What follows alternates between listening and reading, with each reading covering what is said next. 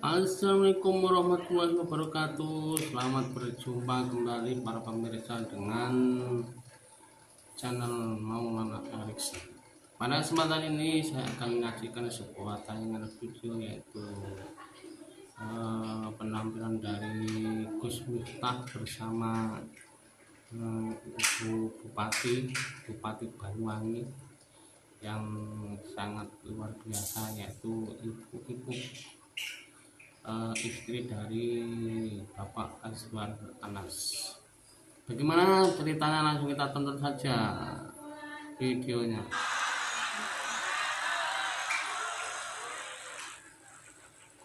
Alhamdulillahil qail a'udzu billahi samil alim minasyaitonir rajim. Ya ayyuhan nas inna khalaqnakum min dzakari wa untha wa ja'alnakum syu'uban wa qabaila lita'arafu inna akramakum indallahi atqakum al-ayah. Allahumma shalli wa sallim wa barik ala hadan nabiyil karim sayyidina wa maulana Muhammadin wa ala alihi wa ashabil mujahidin at-tahirin amma ba'du. Yang terhormat Ibu Bupati, Ibu Azwar Anas, saya ketemu terakhir beliau di Mina. Saat ketemu dengan Mbak Ibu dan Mas Anas, saya waktu itu bilang, Mas Anas pulang haji Anda jadi menteri. Alhamdulillah doa saya kabul, Mas Anas jadi menteri. Makanya hari ini saya baru pulang haji kemarin sama Bu Ibu. Saya doakan mudah-mudahan adik-adik semua segera dipanggil oleh Allah Subhanahu wa Ta'ala untuk haji dan umroh. Urung rampung cangkeme wis amin. Serta jajaran para Kompinda, ada Pak Wabub dan semuanya yang saya hormati, Bapak Ibu Kepala Sekolah, ASN, dan serta adik-adik sekalian siswa-siswi di Banyuwangi yang berbahagia. Beli roti bakule perawan, perawane ayu bokonge lemu. Hai anak-anak siswa-siswi Banyuwangi yang cantik dan tampan, izinkan aku mengucapkan I love you.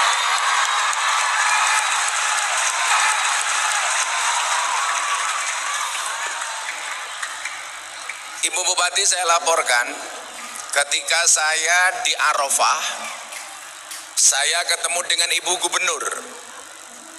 Saat itu saya diskusi atas hasil sebuah survei yang menunjukkan bahwa 37% mahasiswa dan pelajar di Jawa Timur terpapar paham radikalisme dan intoleransi. Ini yang kemudian tanggal 10 Juni sebelumnya tahun 2022, ketika saya diminta oleh Presiden menjadi pembicara di acara HIPMI ulang tahun emas ke-50 di Jakarta Convention Center, berbicara ekonomi berkah bangsa Indonesia. Saat itu saya dipanggil Presiden setelah acara, beliau mengatakan, Gus, tolong diamplifikasi kajian dan wawasan kebangsaan di tingkatan mahasiswa dan pelajar, khususnya di Jawa Timur. Alhamdulillah gayung bersambut. Kemudian Ibu Bupati minta saya untuk bisa menyampaikan kajian kebangsaan itu terutama kepada anak-anak generasi milenial. Adik-adik sekalian, hari ini kita hidup di era Society 5.0. Ini eranya adik-adik, bukan eranya Pak Wabub. Kalau adik-adik ini generasi milenial, Pak Wabub ini generasi kolonial. Walaupun usianya kolonial, tetapi semangatnya milenial atau hobinya milenial. Nah, saya pengen kemudian adik-adik mempunyai kepercayaan diri yang lebih, bahwa siapapun di antara kalian bisa menjadi besar. Maka saya berharap besok dari anak-anak Banyuwangi akan lahir generasi-generasi emas seperti Mas Anas, amin. Akan muncul dai-dai yang lebih hebat daripada Gus Miftah, amin. Harus percaya diri. Nah, saya akan mulai ini Bapak Ibu Guru yang mungkin tidak semua siswa hadir, Anda bisa sampaikan kepada anak-anak di sekolah masing-masing. 350 tahun bangsa Indonesia dijajah, 3,5 abad. Adik-adik silakan disimak. Nanti di akhir acara saya akan tanya jawab, Anda bertanya, saya jawab, atau sebaliknya. Satu pertanyaan saya kasih uang 300.000. Lumayan. Ya, tambahi dana kenakalannya masih.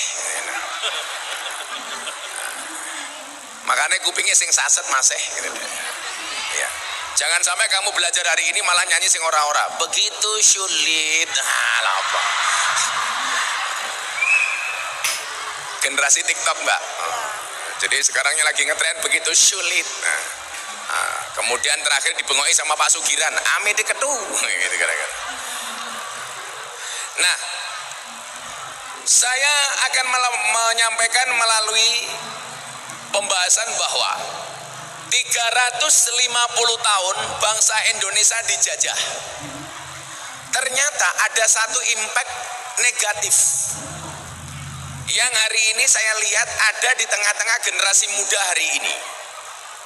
Ingat adik-adik, kalau dulu Bung Karno mengatakan berikan kepadaku 10 pemuda maka akan aku guncangkan dunia. Kalau sekarang ternyata tidak, Pak. Berikan kepadaku 10 pemuda maka akan aku jadikan ganteng-ganteng serigala. Nah, saya pengen setelah pembahasan ini anak muda banyak karya, bukan banyak gaya. 350 tahun Indonesia dijajah oleh Belanda dan sekutunya, ternyata melahirkan pribadi yang insecure. Nah, Pak Wabub nggak paham ini insecure ini. Ini bahasanya anak-anak Pak Wabub. Kalau Bu Bupati masih paham lah. Karena Bu Bupati walaupun usianya di atas ya sama dengan saya lah, tapi insya Allah seleranya masih milenial. Apa bentuk insecure? Insecure itu apa, Dek? Minder, tidak percaya diri. Apa? Underestimate. Kurang confident. Apa bentuk-bentuknya? Bahwa kita menjadi pribadi insecure, Pak. Saya kasih contoh kasus Mbak Bupati. Orang kita itu kalau ketemu dengan anak bangsa lain, itu biasanya mereka tidak percaya diri. Contoh, orang Indonesia itu kalau ketemu orang Inggris atau orang Eropa, orang Barat, mindset yang ada di otaknya itu apa, Pak? Seolah-olah orang Barat itu mesti pinter-pinter. Makanya kita minder kalau ketemu orang Eropa, kalau ketemu kita orang Amerika dan lain sebagainya. Padahal fakta membuktikan bahwa anak muda bangsa Indonesia tidak kalah pinter dibandingkan mereka. Contoh, Bu, akhir tahun kemarin setelah saya dari Kabupaten Banyuwangi, acara di Pemda waktu itu, saya ke Bali. Saya ada kajian moderasi beragama di Polda Bali. Saya istirahat di Pantai Kuta, ketemu dengan bule yang kebetulan follower saya dari Australia. Cewek cantik yang sedang sumur, susu dijemur. Pak, saya pakai bahasa anak-anak ya. Nah, walaupun kalau dengar sumur Pak Wabub juga seneng. Oh, normal Pak Wabub ya. Nah, ya. Karena laki-laki itu seperti soda, Pak. Kalau ketemu susu pasti gembira. Makanan namanya soda gembira itu loh, Pak, soda gembira.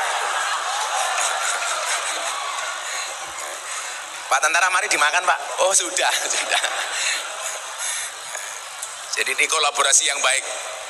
Kiainya urusan inti, jamaahnya urusan untu. Nah, saat itu, Mbak Ibu, bule ini tanya sama saya begini.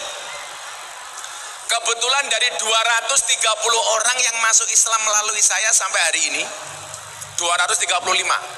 Itu ada sekitar 30 orang yang orang bule. Ada dari Australia, ada dari Belanda, ada dari Amerika, Jerman, dan lain-lain. Kalau dulu setelah saya ceramah di gereja itu satu keluarga dari Amerika dan Belanda, ateis, masuk Islam. Nah, ini orang Australia, cewek, cantik, seksi. Kalau bahasanya Pak Wabub SDSB lah, semok depan, semok belakang. Wah. Dia tanya sama saya begini, Ustadz, saya follower Anda di medsos. Saya pernah melihat Anda mengislamkan orang Australia. Tahun 2019, bulan 10, 4 bulan setelah masuk Islamnya Deddy Corbuzier, orang Australia ini datang ke Jogja, Bu. Namanya Antonio Scodori. Nah, dia jauh-jauh datang dari Australia ketemu saya, dia mengatakan I will to be a Muslim. Saya pengen jadi orang Islam. Kemudian saya tanya, apakah Anda tahu apa itu Islam? No, I don't know about Islam. But why you will to be a Muslim? Tapi kenapa Anda pengen jadi orang Islam? Jawabannya apa, Pak, Bu, adik-adik? Because your Islam is enjoy, relax, and happy. Karena Islam Anda ini enjoy, relax, dan menyenangkan. Jadi dia tidak tahu Islam, tapi senang dengan Islam saya, yang dianggap menyenangkan. Akhirnya bule cewek ini tanya sama saya begini, kenapa banyak orang Australia yang masuk Islam melalui Anda? Padahal menurut saya, dia bilang, Islam itu agama yang tidak asik. Saya tanya, apa bentuknya? Banyak ajaran Islam yang menurut saya tidak asli. Contoh, perlakuan Islam terhadap perempuan. Kenapa perempuan kok dipenjara? Harus menutup auratnya dengan menggunakan jilbab, dengan pakaian tertutup. Ini bagi saya penjara, dia bilang. Kenapa harus mendapatkan seorang perempuan harus menggunakan ijab kabul? Beda dengan kami orang Australia. Kalau kami suka sama suka, ya sudah kumpul. Maka ada istilah samen leven atau kumpul kebo. Kalau di Banyuwangi tolong jangan sampai ada kumpul kebo. Kenapa? Karena kalau punya anak namanya gudel. Dia bilang ini terlalu merepotkan. Kemudian pertanyaan dia apa? Saya mau tanya sama Anda. Kenapa agama Islam itu banyak aturannya? Kenapa agama didesain banyak aturannya? Jawaban saya waktu itu adalah, iya Mbak, kenapa agama itu banyak aturannya? Karena manusia banyak maunya. Kalau Anda kemudian bertanya sama saya, kenapa perempuan diperlakukan seperti itu? Saya bilang, you know Queen Elizabeth, waktu itu Queen Elizabeth belum meninggal dunia. Kamu tahu nggak siapa itu Queen Elizabeth? Yes, I see, dia bilang. Queen Elizabeth itu orang yang dianggap terhormat. Tidak semua orang bisa salaman dengan Queen Elizabeth. Jangankan salaman, mendekat saja nggak boleh. Kenapa? Karena dianggap sosok yang terhormat. Bagi kami umat Islam, perempuan itu lebih terhormat dibandingkan Queen Elizabeth. Makanya kenapa? Perempuan kami lindungi dengan cara menutup aurat. Tidak semua orang bisa menikmati auratnya. Untuk mendapatkannya harus dihalalkannya. Kenapa? Karena bagi kami perempuan itu suci seperti sajadah. Kenapa? Karena di atasnya lah laki-laki bisa beribadah. Wah.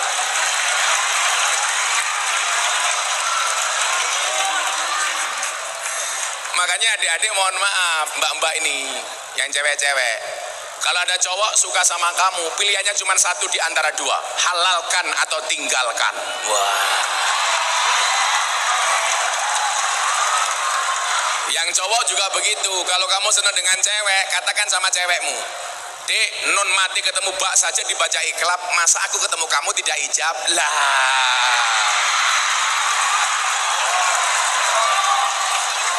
Kamu malah galau. Kupinang engkau dengan bismika Allahumma ahya wa bismika amut. Kenapa? Karena aku sadar diri memilikimu hanyalah sebuah mimpi.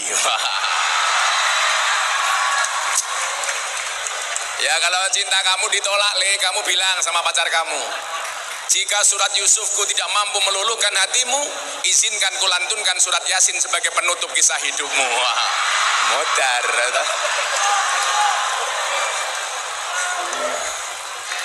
Nah, artinya apa? Kita nggak perlu minder.